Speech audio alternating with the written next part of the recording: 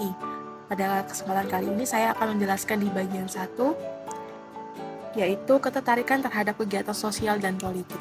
Dengan pertanyaan sebagai warga negara Indonesia, apakah Anda menemukan ketertarikan terhadap kegiatan sosial atau politik di negara kita? Lalu relevansi dengan temanya itu, pertanyaan ini sangat penting untuk mengukur sejauh mana generasi muda atau masyarakat umum tertarik ikut terlibat dalam dinamika sosial dan politik karena partisipasi aktif menunjukkan rasa peduli dan rasa memiliki terhadap bangsa.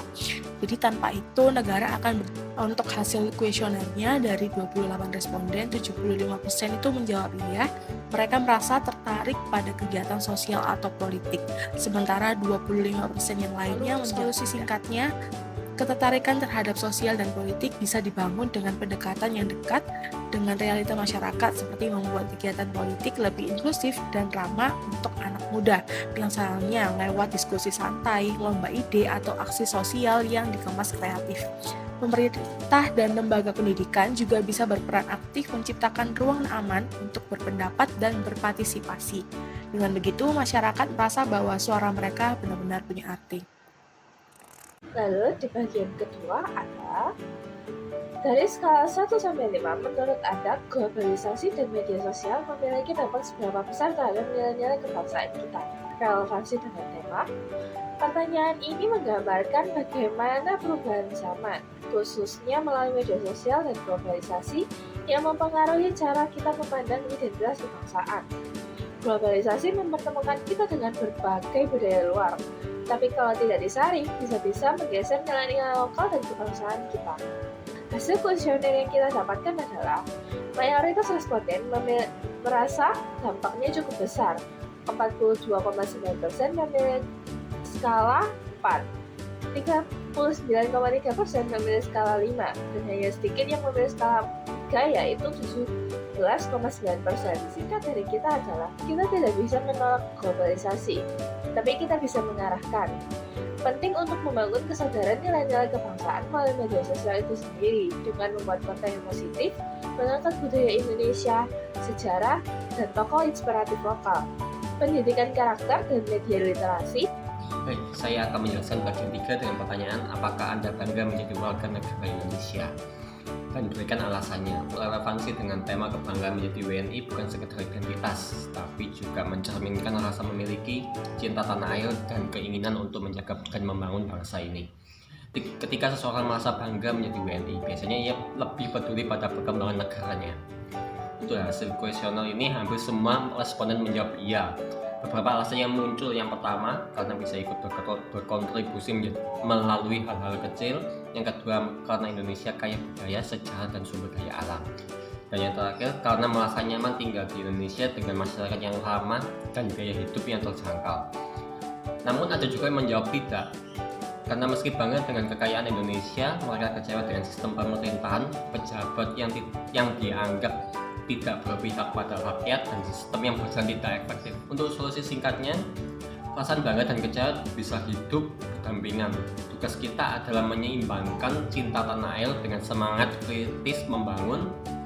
Pemerintah harus lebih mendengar suara rakyat, bukan sekedar memberikan janji. Masyarakat juga perlu aktif mengawal kebijakan dan ikut terlibat dalam perubahan. Bangga itu bukan berarti diam, tapi berani bersuara dan berbuat untuk kemajuan bersama. Selanjutnya saya akan membacakan bagian yang keempat dengan pertanyaan, sebagai pengguna internet, seberapa sering Anda mendapatkan informasi hoax, ujar kebencian, dan sikap intoleransi di media sosial? Relevansi dengan tema ini adalah salah satu tantangan besar di era digital. Media sosial memudahkan penyebaran informasi, tapi juga jadi sarang hoax, provokasi, dan ujaran kebencian yang bisa memecah belah bangsa. Ini mengancam persatuan dan nilai-nilai toleransi yang menjadi fondasi Indonesia. Hasil kuesioner 39,3% menjadi skala 4, 35,7% menjadi skala 5, dan 25% lainnya menjadi skala 3, menunjukkan bahwa mayoritas merasa cukup sering terpapar konten negatif seperti hoax dan ujaran kebencian. Solusi singkat, perlu gerakan literasi secara digital masif terutama di Indonesia dan komunitas muda, ajarkan cara cek fakta, cara berdiskusi sehat, dan pentingnya tidak ikut menyebarkan konten negatif. Pemerintah juga bisa menggandeng influencer dan konten kreator untuk menyebarkan nilai-nilai toleransi, persatuan, dan anti-hoax dengan cara yang kreatif dan relatable. Jadi tetap melanjutkan bagian apakah Anda bangga menjadi warga negara Indonesia? Bagian ini memperlihatkan berbagai opini dari responden kita. Relevansi tentang pertanyaan ini terhadap topik kita adalah pandangan personal menunjukkan betapa kompleksnya hubungan warga dengan negara kita.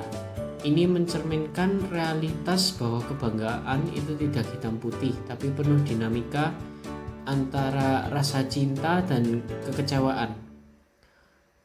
Jadi ada salah satu contoh jawaban, yaitu ada yang bangga karena kekayaan budaya, keindahan alam, dan potensi bangsa yang sangat besar. Dan juga ada yang jujur merasa kecewa karena pemerintahan yang tidak transparan, sistem yang egois, dan kebijakan yang hanya menjadi sebuah wacana.